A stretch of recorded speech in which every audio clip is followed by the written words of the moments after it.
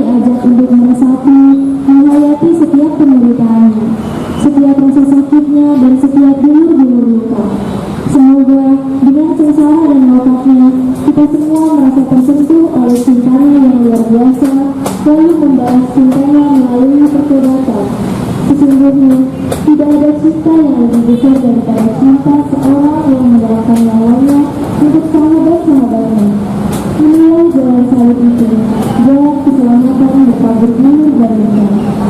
Saudara-saudara terkasih, sembari menatap bayang-bayang zaitun, kita mengawali ziarah jalan salib dengan terlebih dahulu mengundang Tuhan untuk hadir bersama kita dalam perjalanan ini.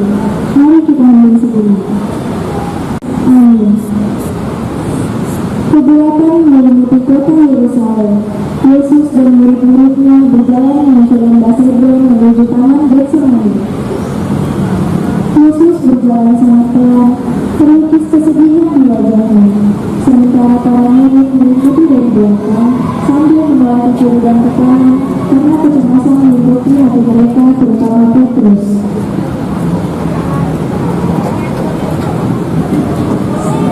Sebab Yesus terlebih bersama dengan murid-muridnya. Hati Yesus ini memati rasa. Saya di sini dan berdoa supaya kami tidak dalam pencobaan.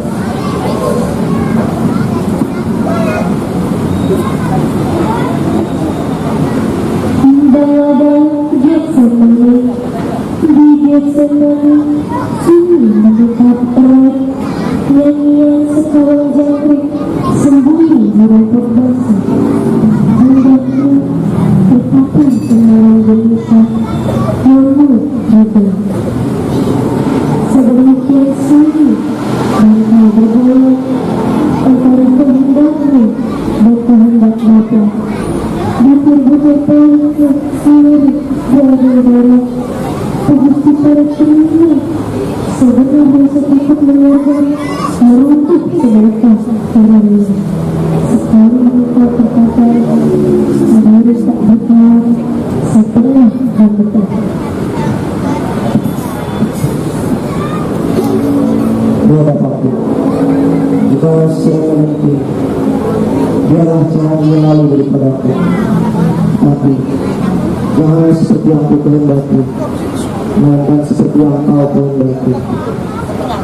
Lalu ia kembali kepada murid-muridnya dan mendapati mereka sedang tidur, dan ia berkata kepada Petrus, Petrus, ya. Tidakkah kalian sanggup berjaga-jaga 1 jam dengan aku? Berjaga-jagalah dan berdoalah supaya kalian tidak jatuh ke dalam pencobaan.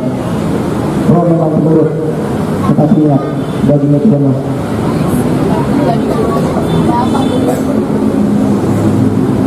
Berdoalah. lalu ia pergi berdoa untuk kedua kalinya.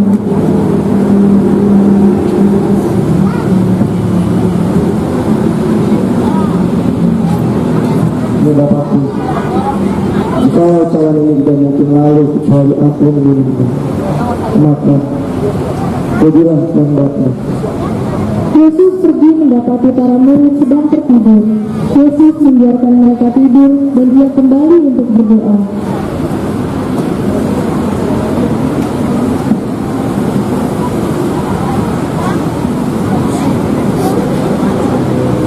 Ya Bapakku, biarlah penilainya lalu daripadaku, tetapi janganlah seperti yang aku kehendaki, melainkan seperti yang kau kehendaki.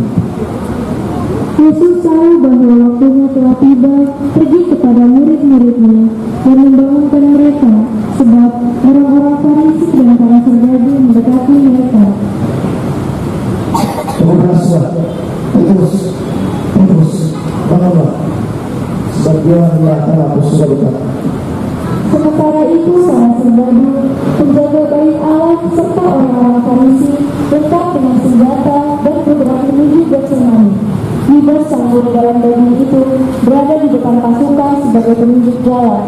Mereka berteriak-teriak gaduh. Di manakah Yesus yang kita cari? Yudas, apakah benar petunjuk yang kau berikan ini? Lihat, kau sudah dibayar. Lihatlah, itu mereka. Dia yang kecil, dialah Yesus. Yesus, kau bunuh dia. Guru, apa yang sedang terjadi? Ada apa ini? Mengapa ribut-ribut?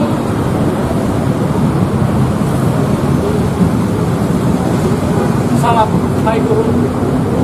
Ayo Yudas, apakah dengan ciuman kau menyerahkan anak manusia? Siapakah yang kalian cari? Yesus dari Nazaret. Akulah dia. Siapakah yang kalian cari? Yesus dari Nazaret. Akulah dia. Sekali lagi, siapakah yang kalian cari? Yesus dari Nazaret. Prajurit. Sudah aku katakan, akulah dia.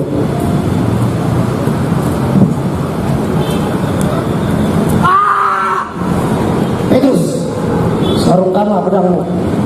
Sesungguhnya aku berkata kepadamu, barang siapa mencabut nyawa dengan pedang, maka nyawanya sendiri akan hilang oleh pedang.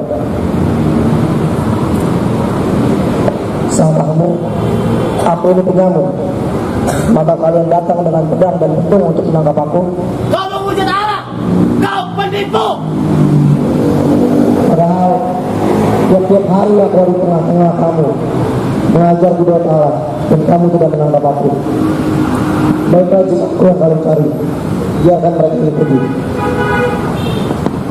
Ciuman pengkhianatan sakit memang, dikhianati oleh sahabat, dibohongi oleh kawan, tak ampuh, bagai duri dalam daging, menusuk dari dalam, menggoreskan luka batin, perih tak terkira. Siapakah yang bisa menanggung penderitaan ini? Hati siapa yang tak hancur mengalami kekejian sedemikian berat ini? Sebagai imam besar, Hanas dan Kayafas merasa berhak untuk memeriksa Yesus sehubungan dengan sejumlah tuduhan terkait pengojatan terhadap Allah. Ajaran Yesus dianggap menyesatkan umat. Mereka menanti kedatangan Yesus bersama imam-imam kepala, ahli-ahli Taurat dan tua-tua bangsa Yahudi. Maka terjadilah pemeriksaan itu. Jikalau engkau Mesias, katakanlah kepada kami. Aku berbicara terus terang pada dunia. Aku selalu mengajar di rumah-rumah ibadah dan bait Allah, tempat orang-orang Yahudi berkumpul. Aku tidak pernah berbicara sembunyi-sembunyi. Mengapa engkau menanyai aku? Tanyakanlah kepada mereka. Sungguhnya mereka tahu apa yang aku katakan. Hei, begitu kau sama imam besar? Jikalau kata-kataku salah, tunjukkanlah salahnya. Tetapi jikalau kata-kataku benar, mengapa engkau menampar aku? Jadi, benarkah engkau anak Allah? Sekalipun aku mengatakannya kepada kamu, kamu tidak akan percaya. Dan sekalipun aku bertanya kepada kamu, kamu tidak akan menjawab. Sekali lagi, benarkah kau yang mengaku Mesias? Engkau sendiri yang mengatakan itu. Kita tidak perlu kesaksian lagi. Kita telah mendengar dari mulutnya sendiri. Dia harus mati. Dia menghujat. Dia penipu. Dia pantas mati. Dia lebih baik satu orang mati demi keselamatan seluruh bangsa. Syaratkan bawa dia kepada Pilatus. Petrus sang murid yang telah berjanji untuk siap mati bersama Yesus mengikuti perjalanan sang guru dari jauh dengan penuh rasa takut. Ia berada di kerumunan orang banyak itu. Seorang wanita mengenali dia dan menuju dia. Engkau juga bersama dengan dia. Bukan, aku tidak kenal engkau. Engkau juga seorang dari mereka. Bukan, aku tidak. Orang ini juga bersama-sama dengan dia. Apalagi engkau orang Galilea. Bukan, aku tidak mengerti apa yang kau katakan.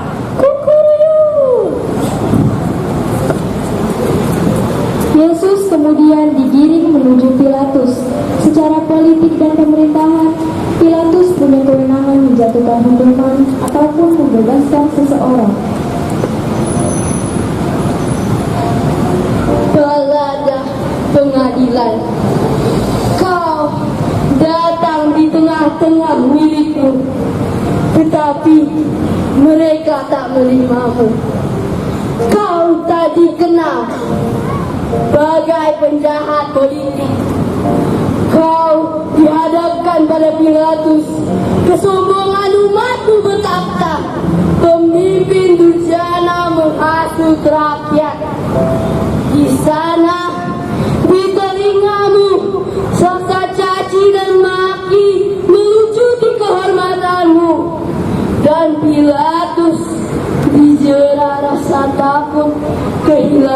kehendak-kehendakku. Abaikan suara hati yang mengaku kaulah raja. Datang kau kini, saksikan kebenaran dan hidupkan kepalsuan. Kau bisu, adalah rela kehendak Bapa dan cintamu. Adakah yang membalas cintamu? Tidak, kau cuma dianggap sampah. Kau lihat wajah-wajah palsu penuh ambisi. Kau kubur di jati.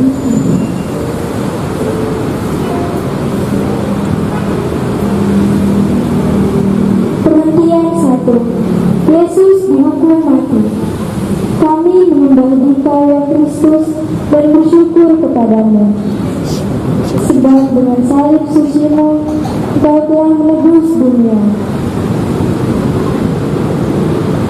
Tiba di istana Pilatus, Yesus diadili. Hidup Pilatus! Hidup sahabat Kaisar! Wahai orang Yahudi, apa tujuan kalian terhadap orang ini? Jika dia bukan penjahat, kami tidak akan menyerahkan dia kepada Tuhan. Benar Tuhan, dia penghujat Allah. Dia mengaku dirinya sebagai Mesias. Dia juga mengatakan dirinya raja orang Yahudi. Tuanku, orang ini telah menginstruksikan untuk tidak membayar pajak kepada Kaisar, dan dia mengaku sebagai raja orang Yahudi. Kalau begitu, hukumlah dia menurut hukum Tauratmu. Kami tidak diperbolehkan membunuh seseorang. Nah, boleh masuk.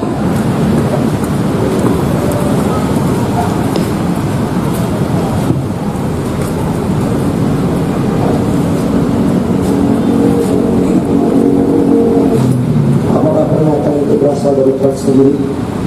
Atau ada orang yang menyatakan itu kepada Tuhan? Tidak engkau lihat di luar sana, bangsamu sendiri, imam-imam kepala, telah menyerahkan kau kepadaku. Apa yang telah kau perbuat? Aku mewartakan kerajaanku, tapi kerajaanku bukan dari dunia ini. Jika kerajaanku dari dunia ini, pasti hamba-hambaku sudah melawan, supaya aku tidak diserahkan kepada orang-orang Yahudi. Tidak, kau ini raja. Benar, aku adalah raja. Untuk itu aku lahir, dan untuk itu pula aku datang ke dunia ini, supaya aku dapat mengatakan kesaksian tentang dunia ini. Semua orang yang berasal dari kebenaran pasti mendengarkan aku. Kebenaran. Apa itu benar? Wahai orang Yahudi, dengar, orang ini sudah saya periksa, dan tuduhan yang kalian berikan tidak terbukti, dan orang ini tidak layak untuk dihukum mati.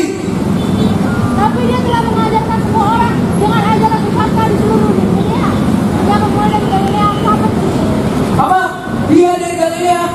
Kalau begitu, bawa dia kepada Herodes. Sekali bertemu Yesus, dan dia begitu bahagia menerima kedatangan Yesus. Di sana banyak dengar dari mulut orang-orang, juga dengan mujizat-mujizat yang diperbuat Yesus. Jadi seperti ini tampang Yesus itu. Yesus sang Mesias itu. Sudah lama saya menunggu engkau. Apakah engkau Mesias? Apa raja orang Yahudi? Yang mulia, orang ini mengaku sebagai raja orang Yahudi. Dia bisa menjadi ancaman bagi yang mulia. Dan juga orang ini menyuruh rakyat untuk tidak bayar pajak pada Kaisar. Diam! Aku tidak bicara kepada kalian. Sekarang tunjukkan mukjizatmu di hadapanku, hai Mesias. Mengapa engkau tidak menjawab pertanyaan saya? Sepertinya orang ini tidak bersalah.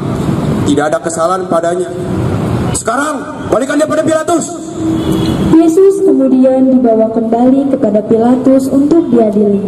Demikian pada hari itu, oleh karena Yesus, Pilatus dan Herodes yang sebelumnya bermusuhan akhirnya bersahabat kembali.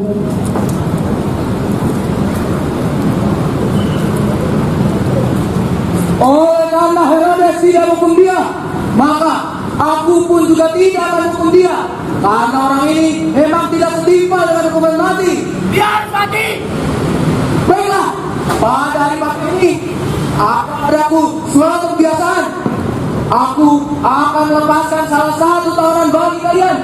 Maukah kalian melepaskan orang Raja Yahudi ini? Aku bertanya kepada kalian, maukah kalian melepaskan Barabas atau orang Yahudi ini? Jangan dia! Kaitkan Barabas! Bebaskan Barabas bagi kami! Dia harus mati. Tapi kejahatan apa yang dia telah berbuat? Tuanku, kami mempunyai hukum, dan menurut hukum itu dia harus mati sebab dia telah mengaku sebagai anak Allah. Lalu apa yang saudara lakukan terhadap orang ini? Salibkan dia! Salibkan dia! Salibkan dia! Tuanku, jika orang ini tidak tahu hukum, Tuhan bukan sahabat Kaisar. Tuan, janganlah kamu campuri perkara yang benar itu.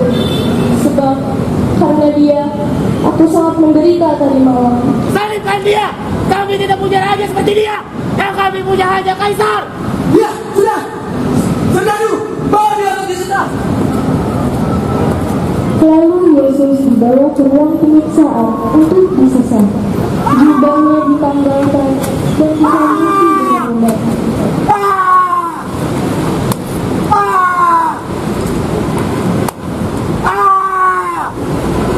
Damai raja orang Yahudi!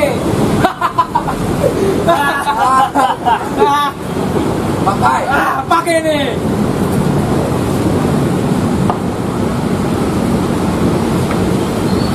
Damai raja! Coba!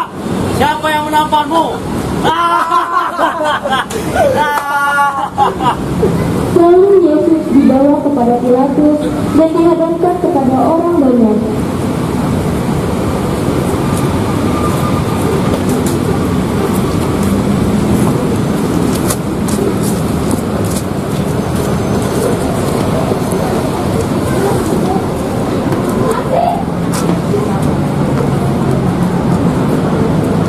Lihatlah, aku membawa dia keluar supaya kalian semua tahu bahwa aku tidak menemukan satu pun pada dirinya. Salibkan dia! Ambillah dia dan salibkanlah dia. Pilatus sang hakim tidak menemukan kesalahan-kesalahan pada Yesus, namun tidak membebaskan Yesus karena ia takut kepada raja dan takut jabatannya dicopot. Bagaimana dengan kita? Apakah kita sudah berlaku adil? Beranakah kita membela orang yang diperlakukan dengan tidak adil? Kasihanilah kami ya Tuhan, kasihanilah kami. Allah, ampunilah kami orang yang berdosa. Perhentian 2. Yesus memanggul salibnya. Kami menyembah Dikau ya Kristus dan bersyukur kepadamu. Sebab dengan salib sucimu, Kau telah menebus dunia. Ayo, ambilkan salibnya! Dengan penuh kerelaan, Yesus mengulurkan tangannya untuk menerima salib yang berat itu. Sedikit pun dia tidak mengeluh, meski dia tahu keputusan yang dia terima sungguh tidak adil. Saudaraku, betapa kita sering mengeluh atas salib hidup kita. Ketika kita sakit, gagal panen, kita tidak lulus, ketika kita gagal dalam urusan percintaan kita, lantas mengeluh dan menyalahkan Allah. Betapa mudah kita menghakimi Tuhan bahwa Tuhan tidak adil. Padahal Yesus pernah berpesan kepada kita, barang siapa hendak mengikuti aku harus memikul salibnya sendiri. Marilah berdoa. Sebab dia tak makan dan semangatnya untuk menyelesaikan perjalanan suci membuatnya bangkit dan berdiri. Sesungguhnya kelemahan-kelemahan kitalah yang ditanggungnya dan segala duka cita kitalah yang dipanggulnya.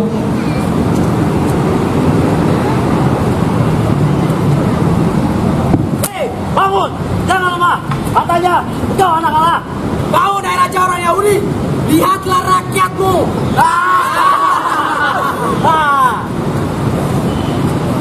Jatuh adalah pengalaman yang paling menyakitkan sekaligus memalukan.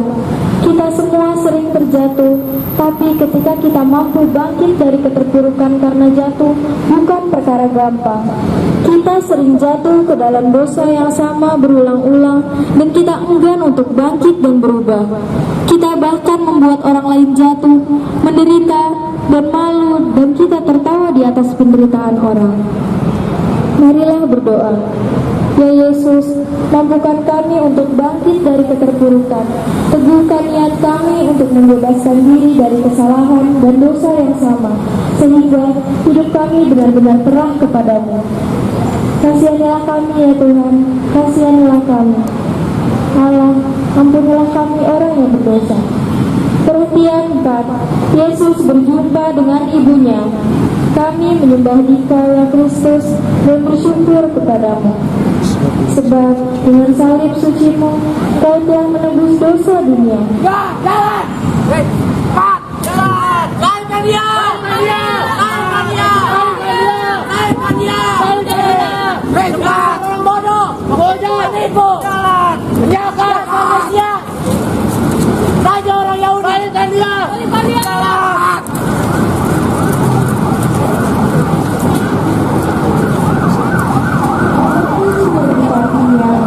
Yang mulai memikul saya. Bunda, melihatku menatap wajah yang terkulai. Tatapanmu membelai selain wajah getih. Air matamu membasahi dadanya malara. Sejuk telinga menangkap rintinya sedih. Ibu, inilah anakmu. Berarti buka menikam jiwamu pasir. Dalam dunia, Tuhan, di mana seberat lukaku? Luka, di mana sedalam lukaku? Perih, di mana seperti ularku? Aku ini hamba Tuhan, berjadilah padaku menurut perkataanmu. Nyawa yang Bunda petik pada samudra kehidupan adalah mawar dari taman hati penuh cinta. Berpadu gelombang kasih mengalir pada sungai hati nan tak bertepi. Salam bintang lalu, kuhadirkan keribat Bapa setangkai mawar pengabdian. Mahkotanya mekar dalam lautan ziarah yang tak berakhir. Bunda, di pintu hatimu aku mengetuk. Salam pintu surga. Mawar nan terkulai ini ku persembahkan buatmu. Dari hatiku yang patah berkeping retak, dari jantungku yang berdetak lambat, dari nuraniku yang butuh-butuh. Oleh wajah pertiwiku yang penuh tangis nan sedih. Oh Mater Dolorosa, bumi kami bisu, sebisu hati dan membeku. Ave Maria gratia plena, Dominus tecum. O Maria Mater Dei, ora pro nobis. Bunda Maria begitu sedia menapingi jalan salib putranya di saat para murid dicekal rasa takut lalu bersembunyi. Ikatan emosional guru dan murid yang berbina 3,5 tahun itu sangat sedih. Bagaimana yang kuat melihat putranya disiksa sedemikian sadis. Sejenak kita tanya, sudahkah kita mengasihi orang tua kita? Atau sudahkah kita mengasihi anak-anak kita? Adakah kita peduli saat mereka ditimpa kesulitan? Marilah berdoa. Bunda Maria, kami mohon doakanlah kami anak-anakmu. Semoga kami setia melaksanakan perintah dan menjauhi larangan putramu Yesus, serta senantiasa berbuat kasih. Semoga kami tak henti-hentinya berdoa rosario bersamamu. Lembutkanlah hati kami dan budi kami agar kami mengasihi orang tua kami dan menghargai pemimpin kami. Kasihanilah kami ya Tuhan, kasihanilah kami. Allah, ampunilah kami orang yang berdosa. Perhatian 5. Yesus ditolong Simon dari Kirene. Kami menyembah Dikau ya Kristus dan bersyukur kepadamu. Sebab dengan salib sucimu, Engkau telah menebus dunia.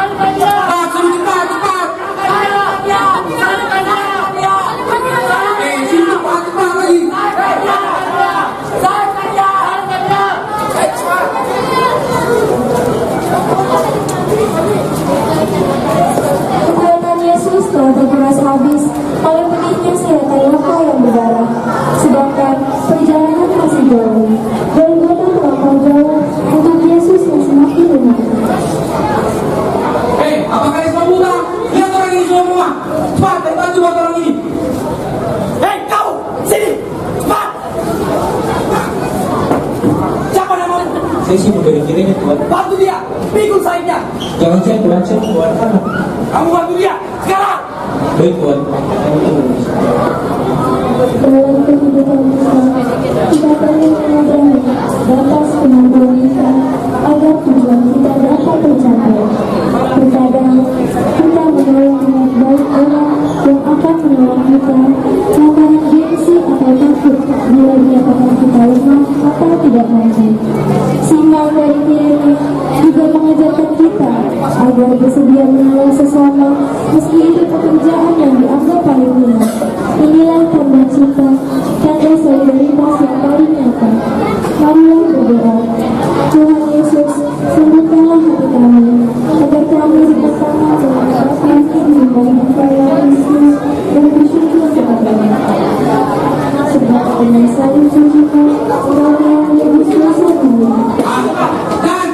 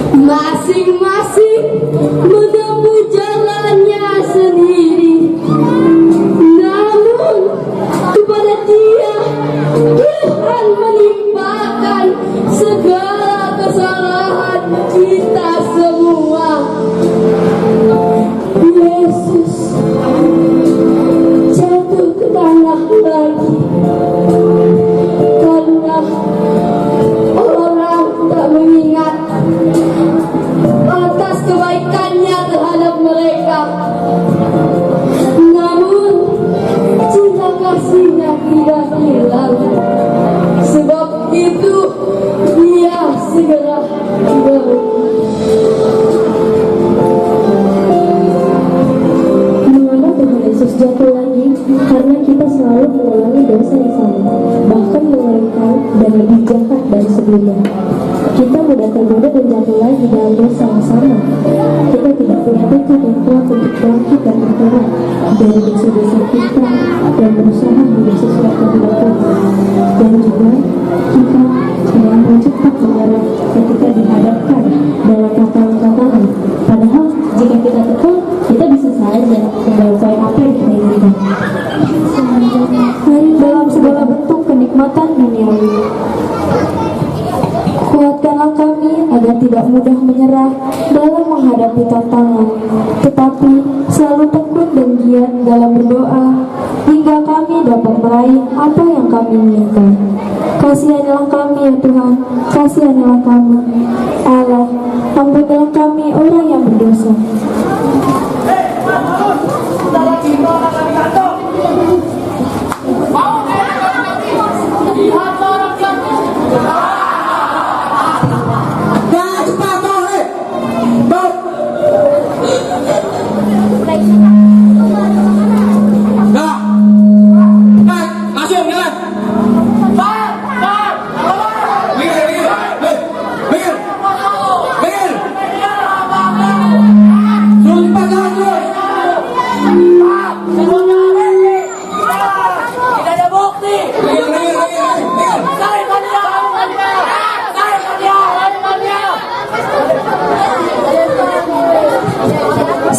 Besar orang memenuhi jalan sambil mereka meratapi dia.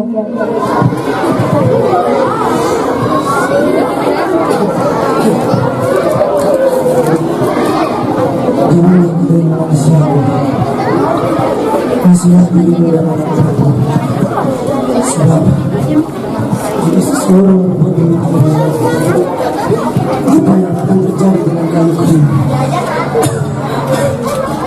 Benar adanya kata-kata Yesus. Untuk apa mengasihi Yesus? Kita harus dan menyesali segala dosa kita dan bersamakan kita. Yesus tidak membutuhkan kata-kata yang manis dan air mata yang mengalir. Yesus agar kami selalu menyadari bahwa kami harus menghadapi dengan sebaik taubat dan kami agar walaupun kami mampu dengan mengancam bahwa senyum bantu Allah dan sedang dalam kebesaran. Kasihanlah Tuhan, kasihanlah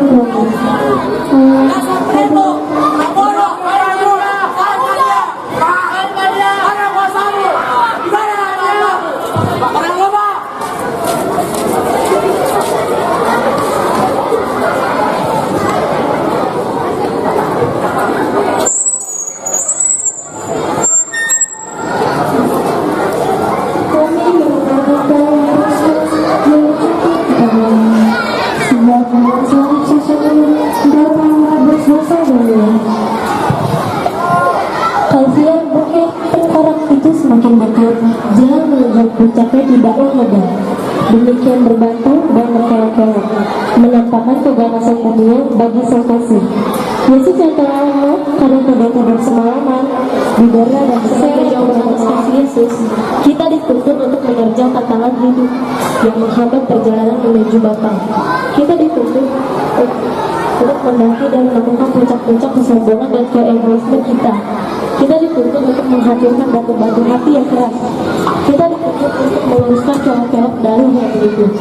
Sebagai pengikut Kristus yang perkasa, kita tidak boleh menolak sekalipun harus jatuh bangun menghadapi yang membanggakan tantangan zaman. Marilah kita berdoa. Ya Yesus, mampukan kami untuk menaklukkan puncak. Sebentar lagi kita akan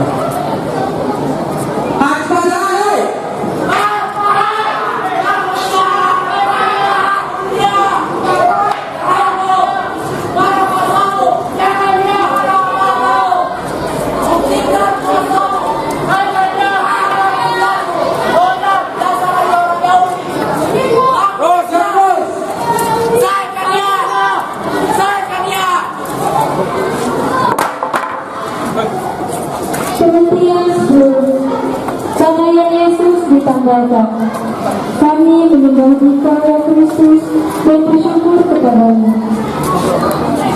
Sebab dengan salib suci Engkau telah menebus kita. Tidaknya mereka dipecah Golgota, di sana kita bukan hanya menimpa tubuh, tapi juga memiliki kehormatan dan membawa seseorang. Yesus memang harus mengorbankan segala-galanya. Dia tak pernah menginginkan apapun dengan diri. Di sini, di depan kita kebahagiaan, semakin terasa bahwa juga dipertaruhkan untuk kesamaan. Pengorbanannya merupakan satu-satunya jalan untuk menciptakan ikatan yang kuat dan perdamaian yang kekal dengan mereka yang menolak Dia. Yesus menyerah diri pribadinya sendiri untuk menebus semua orang. Marilah berdoa. Ya Yesus, kami memang sering menelanjangi Engkau di depan umum. Mulut kami tidak bisa menahan kata-kata kotor, makian, menjelek-jelekan orang lain. Mata kami sering melihat rentangan yang kurang baik, dan tangan kami melakukan hal yang menjijikan. Ajarilah kami Tuhan untuk lebih senang berkorban dan mati raga daripada hidup enak-enakan dan menyalahgunakan tubuh kami untuk mencari kenikmatan jasmani semata. Ajarilah kami untuk lebih menjaga kehormatan dan kekudusan tubuh kami sebagai bait Allah. Kasihanilah kami ya Tuhan, kasihanilah kami. Allah, ampunilah kami orang yang berdosa. Perhatian kedua, Yesus dipaku di kayu salib. Kami menyembah Engkau ya Kristus dan bersyukur kepadamu. Sebab dengan salib suci-Mu, Engkau telah menebus dosa kami. Dia dibalas sebagai kami yang mereka, karena saudara mencatatnya kepada, lalu dibalik, dibalikkan di atas kayu, salib langkah penyembahan, dan menyaksikan tangannya yang membawa berkat dan keselamatan bagi banyak orang, terutama yang sakit, lumpuh, buta, kehabisan anggur, dan yang terutama yang sudah meninggal kini direntakan dipaku oleh dosa kita yang keji.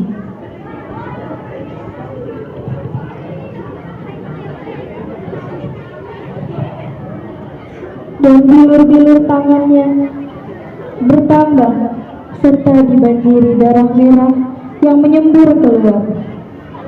Lalu kakinya yang biasa berjalan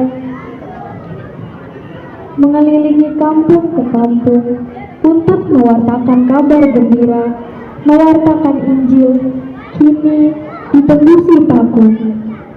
Betapa pedihnya luka itu, semua karena cinta. Rasa sakit itu merayap di setiap tubuhnya ketika salib mulai ditegakkan. Dalam kondisi kritis, dipermalukan di depan banyak orang, tetap saja ia berdoa bagi mereka.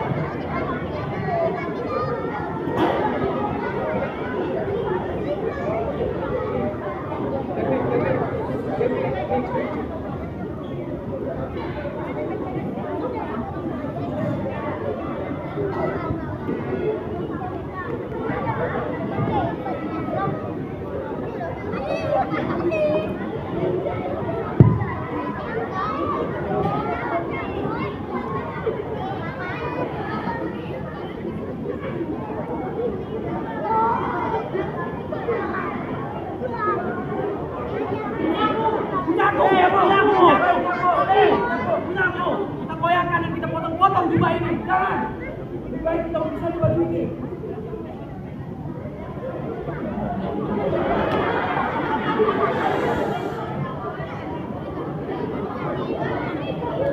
Saya berhak atas jubah ini.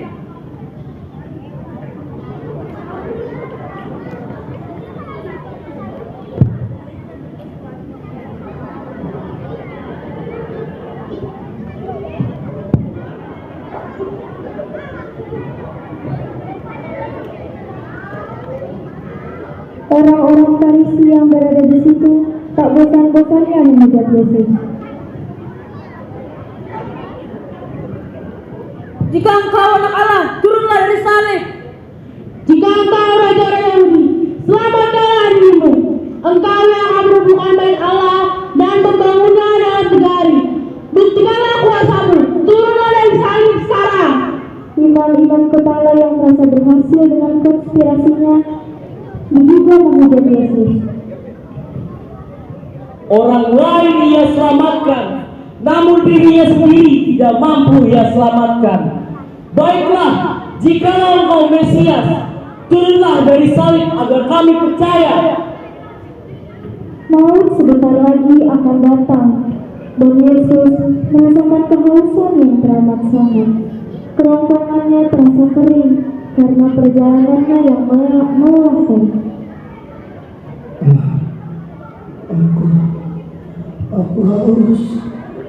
Para serdadu memberikan anggur asam padanya, tetapi Yesus tidak meminumnya.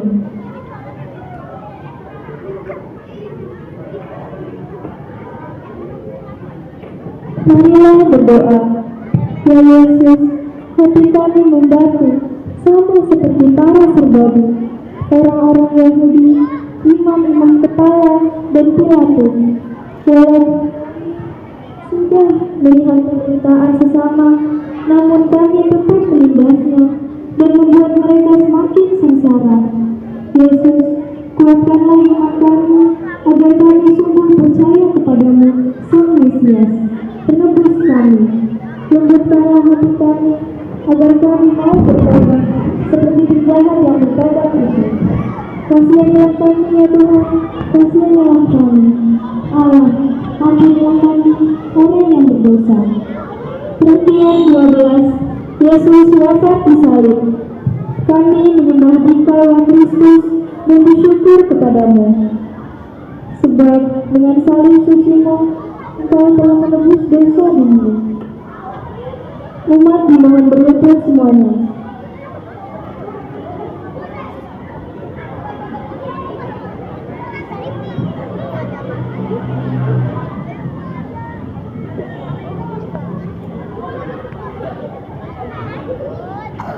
Sekali lagi, umat dimohon berlutut semuanya.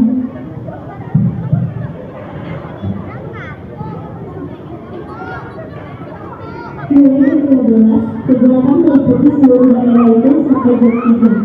Dan dekat salib Yesus, Maria Maria, Yohanes, dan Maria yang lainnya, Yesus memandang ibunya, seperti anak berangkat pada ibunya, dan harus muridnya, sangat mengasihi.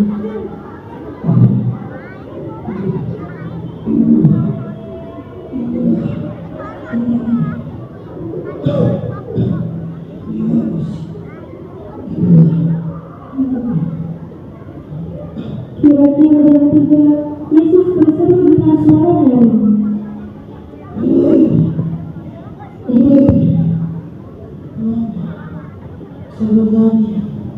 Mereka mengira Yesus memanggil Elia dan berpikir Elia akan menolongnya. Lihat, dia memanggil Elia. Tapi meski begitu, mari kita lihat apakah Elia akan menyelamatkannya. Lalu Yesus berseru dengan suara nyaring.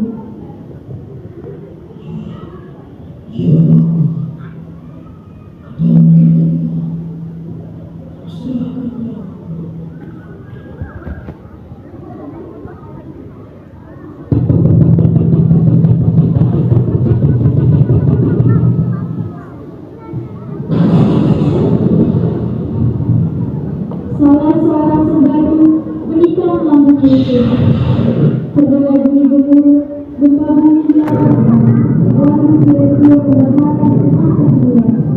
Mengingat itu, sekarang saudara menjadi takut. Setia bertobat.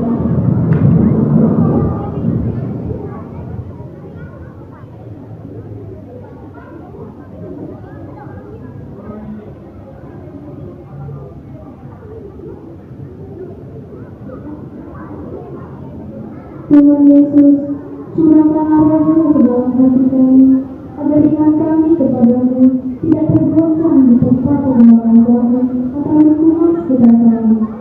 Semoga kami mampu menangkap pesan-pesan-Mu melalui teguran sesama kami, dan juga melalui gejala-gejala Allah yang terjadi di sekitar kami. Kasihanilah kami ya Tuhan, kasihanilah kami. Allah, ampunilah kami orang yang berdosa.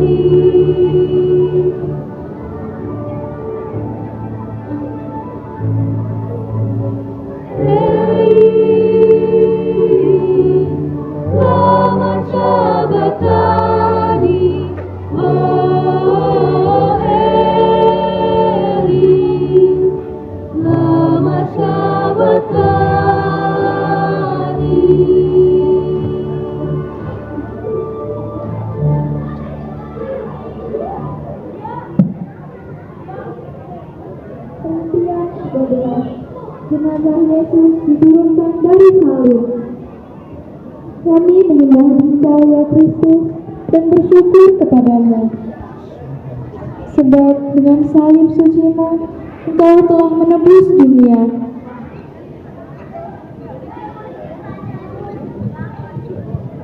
Adalah Yusuf dari Arimatea.